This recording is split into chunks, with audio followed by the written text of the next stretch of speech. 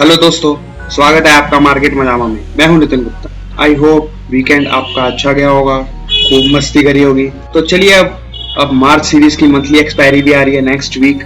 अब next week में आपको कैसे ट्रेड करना चाहिए, निफ्टी में क्या लेवल रहेंगे, क्या सपोर्ट रह सकता है निफ्टी का, क्या कहाँ पे रेजिस्टेंस बन सकता है, और बैंक निफ्टी पे भी मैं आपको एनालिसिस करके बताऊंगा। लेकिन उससे पहले नेक्स्ट वीक के लिए आप 3 फैक्टर जान लीजिए क्या रिस्क फैक्टर रह सकते हैं नेक्स्ट वीक इस मार्केट में। सबसे पहला फैक्टर है जो काफी कंसर्न्ड है, कोविड के केसेस जिस हिसाब से इंडिया में बढ़ रहे हैं, तो वो एक बहुत बड़ा रिस्क फैक्टर इस मार्केट में नेक्स्ट वीक रोल प्ले कर सकता है, क्योंकि काफी स्टेट्स में रिस्ट्रिक्शंस लगनी स्टार्ट हो गई हैं, जैसे महाराष्ट्र, तमिलनाडु।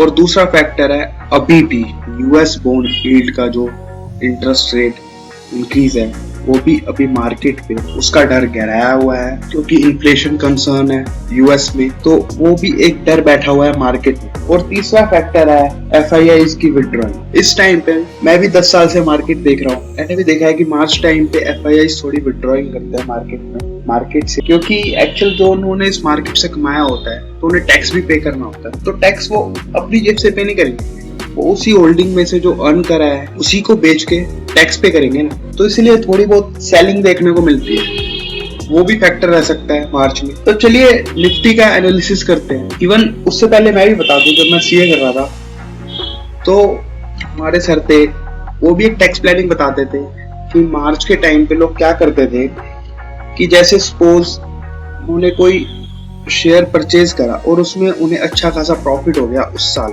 तो उसे बेच के फिर उन्होंने नेक्स्ट शेयर खरीद लिया कोई, तो जो जिस शेयर में उन्हें प्रॉफिट हो गया उसमें तो उस साल उन्हें टैक्स देना पड़ेगा, लेकिन जो दूसरा शेयर खरीदा, अब वहां पे जितने में पहला शेयर बेचा था उतने की फिर दूसरे शेयर में इन्वेस्ट कर दिया। अब वो चल रहा है डाउन उस टाइम पे मार्केट, लेकिन गवर्नमेंट तो नहीं, अब तुम्हें सेट ऑफ करने को थोड़ी मिलेगा कि वहां पे प्रॉफिट हो गया और ये डाउन चल रहा है तो मुझे मैं इससे सेट ऑफ कर लूं।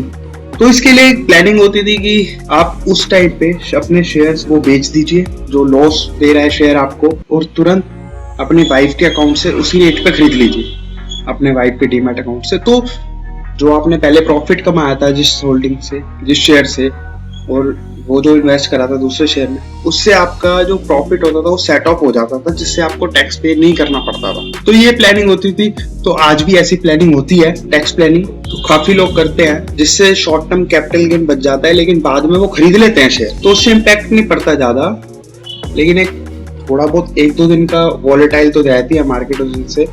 तो इस टाइम पे मार्च के टाइम पे काफी लोग ऐसी प्लानिंग करते हैं, जिस कारण से थोड़ा इम्पैक्ट दिखता है इस मार्केट में, तो टैक्स प्लानिंग की वजह से भी थोड़ा इम्पैक्ट दिखता है। ऐसे इमर्जिंग मार्केट्स में एफआईआईज विड्रॉ करते हैं तो वो भी प्लानिंग करते हैं। तो ये 3-4 फैक्टर हैं जो नेक्स्ट वीक इस मार्केट में इम्पैक्ट कर सकते हैं। तो चलिए अब मंथली एक्सपायरी आ रही है मार्च की, तो नेक्स्ट वीक के लिए क्या लेवल रह सकते हैं निफ्टी के लिए।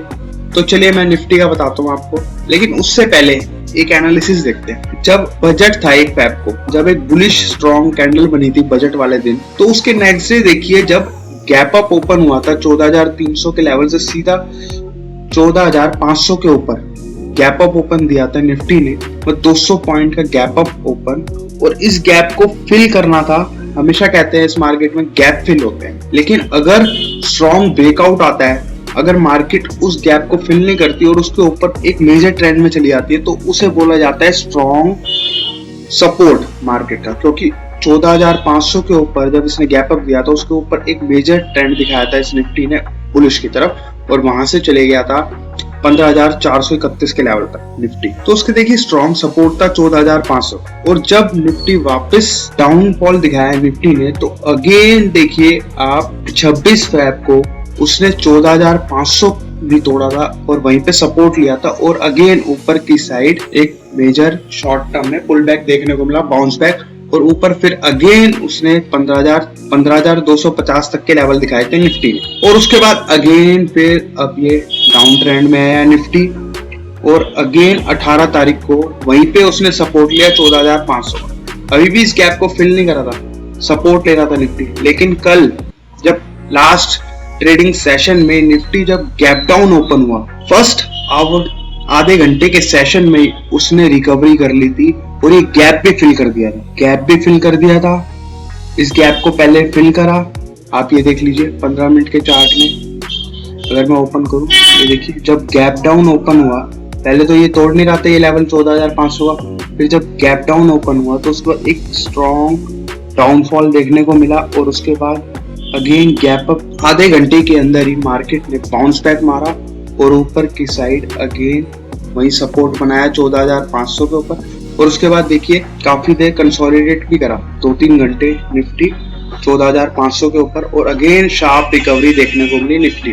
क्योंकि इस मार्केट में कहते हैं जब कोई गैप अप देता है, गैप अप से ओपन होता है शेयर और उसके बाद सीधा एक ही ट्रेंड में ऊपर की साइड चले आता है, तो उसे स्ट्रॉन्ग सपोर्ट बोला जाता है, स्ट्रॉन्ग सपोर्ट। और ये भी कहा जाता है कि हमेशा मार्केट अपने गैप को फिल करती है। तो अब मैं आपको लेवल बताता हूँ इस मार्केट में। ये देखिए नेक्स्ट वीक के लिए इस मार्केट में क्या लेवल रह सकते, इन लेवल्स को आप नोट डाउन कर लीजिए। सबसे पहला लेवल तो आप ये वाला याद रखिए 14,715, 14,715 का लेवल आप नोट डाउन कर लीजिए नेक्स्ट वीक के लिए, ठीक है। ये जो ब्लू डॉटेड लाइन है 14,715, और ऊपर की साइड लेवल याद कर लीजिए आप 15,080 का, और उसके बाद 15,414 का, और नीचे की साइड आप लेवल याद कर लीजिए 14,411 का लेवल, 14,400 का लेवल याद कर लीजिए नीचे की साइड, और उसके साइड अगर उसे ब्रेक डाउन देता है तो उसके बाद लेवल रहेगा 14,000 का लेवल, ठीक है। अब सपोज अब आप याद रखिए निफ्टी ने जैसे शार्प रिकवरी दिखाई है इसके बाद, तो इस ब्लू डॉटेड लाइन के ऊपर निफ्टी ने कल क्लोज दिया है, तो अगर निफ्टी यहाँ से गैप अप ओपन होता है सपोज मॉर्निंग में, तो ऊपर की साइड रोलर कोस्टर राइडिंग करके ये मूवमेंट आएगी, रोलर कोस्टर राइडिंग करके निफ्टी ऊपर की साइड 15,086 तक के लेवल की तरफ जा सकता है। लेकिन उससे पहले एक स्ट्रॉन्ग हर्डल बनेगा 15,000 का लेवल। 15,000 का लेवल मैं इसीलिए कह रहा हूँ क्योंकि वहां पे अगर मैं ऑप्शन डाटा देखूं तो सबसे ज्यादा कॉल राइटिंग अब 15,000 के लेवल पे है मार्च सीरीज, जो अब मंथली एक्सपायरी है 15,000 के लेवल पे। तो अगर इस 14,715 के ऊपर निफ्टी कल ओपन होता है और इसे रीटेस्ट करता है और वापस अगेन ऊपर की साइड आपको दिखता है ऊपर की साइड जा रहा है, तो ऊपर की साइड ये 15,000 तक के लेवल आपको दिखा सकता है, 15,000 तक जा सकता है ऊपर की साइड निफ्टी।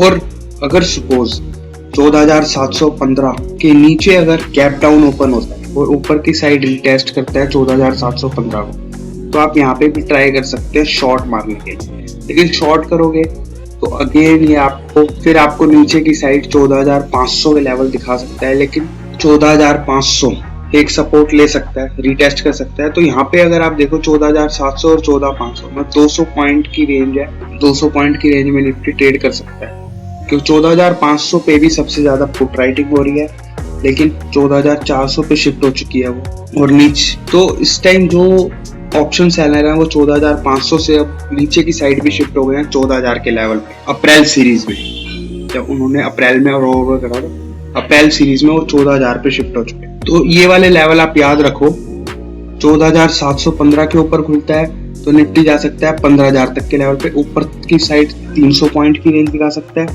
और यहाँ पे अगर यहाँ पे आपको 14,720 के नीचे दिखाता है रोलर कोस्टर राइडिंग रिकॉर्डिंग, वो नीचे की साइड मूव कर सकता है तो 14,500 के लेवल दिखा सकता है। तो निफ्टी में ये लेवल आप याद रखिएगा और इसके अकॉर्डिंगली आप ट्रेड कर सकते हैं। अब आप बीच में ट्रेड ना लें, आप इन लेवल के अकॉर्डिंग ट्रेड कर सकते हैं। अगर आपको 14,715 है तो ऊपर की साइड लेवल देखने को मिलेंगे 15,000, मतलब इन आप जो भी ट्रेड करें तो इन लेवल के आसपास ही करें, यहाँ से आपकी अपॉर्चुनिटी अच्छी बनेगी, रिस्क भी अच्छा मैनेज कर सकते हो आप यहाँ से, और रेंज भी अच्छी बनेगी और रिस्क रिवॉर्ड रेशो भी आपका अच्छा बनेगा। तो इसके अकॉर्डिंगली आप इन लेवल्स को याद रखिए, क्योंकि बीच में आप ट्रेड करोगे तो मार्केट फिर आपका रिस्क रिवॉर्ड रेशो अच्छा नहीं बनेगा। और अगर मैं बैंक निफ्टी की बात करूँ तो निफ्टी के कंपैरिजन में बैंक निफ्टी मुझे काफी वीक लग रहा है, क्योंकि निफ्टी में कॉल पुट रेशो है इस टाइम 1.21, जो होप दे रहा है कि निफ्टी स्ट्रॉन्ग है as compare to bank Nifty, और बैंक निफ्टी में कॉल पुट रेशो है अभी 0.84 का, तो वो वीक है। क्योंकि अगर आप देखिए तो निफ्टी में जो ये ब्लू डॉटेड लाइन है 14,365 के लेवल पे, यहीं पे इसने देखिए रेजिस्टेंस एक रिजेक्शन बार बनी है, रिजेक्शन, तो इस लेवल को क्रॉस नहीं करा, तो अभी भी ये डाउन ट्रेंड है। मुझे इसमें मोमेंटम काफी वीक लग रहा है बैंक निफ्टी। तो इसके लिए आपको लेवल याद रखने हैं, ब्लू डॉटेड वाला तो अहम लेवल है नेक्स्ट वीक के लिए, 34,364 और उसके बाद नेक्स्ट लेवल है 35,318 और उसके बाद सेकंड रेजिस्टेंस बनेगा 36,441 और अगर मैं नीचे की बात करूं, नीचे साइड सपोर्ट बन सकता है 33,173 और वो तोड़ता है तो दूसरा सपोर्ट बन सकता है 32,203। तो इन लेवल को याद रखिए। और अगर निफ्टी में मुझे इस टाइम पे थोड़ा स्ट्रॉन्ग इसलिए लग रहा है क्योंकि एक तो 14,500 के ऊपर उसने क्लोजिंग भी कल शार्प रिकवरी दिखाई और एक सबसे बड़ी बात जो विक्स इंडेक्स है वो है विक्स इंडेक्स इस टाइम आ चुका है 19.20 से बिलो, जो सुबह मॉर्निंग में पहुंच गया था 21.69 के लेवल पे और उसमें भी थोड़ा डाउनफॉल देखने को मिला। तो यहाँ ये दो चीजें मुझे ऐसी लग रही हैं कि निफ्टी थोड़ा स्ट्रॉन्ग है 14,500 के लेवल पे और जो कॉल राइटिंग है अब वो 14,800 के लेवल पे नहीं है निफ्टी में, वो 15,000 के लेवल पे सबसे ज्यादा कॉल राइटिंग। तो ये मान के चलिए आप 14,500 से 15,000 का लेवल है निफ्टी के लिए, 14,500 से 15,000 का लेवल। अगर 14,715 के ऊपर खुलता है तो आपको 15,000 के लेवल में दिख सकते हैं और 14,715 के नीचे खुलता है डाउनफॉल दिखाता है तो अगेन रीटेस्ट कर सकता है 14,500 14,417 के बीच में, यहाँ कहीं सपोर्ट ले सकते हैं।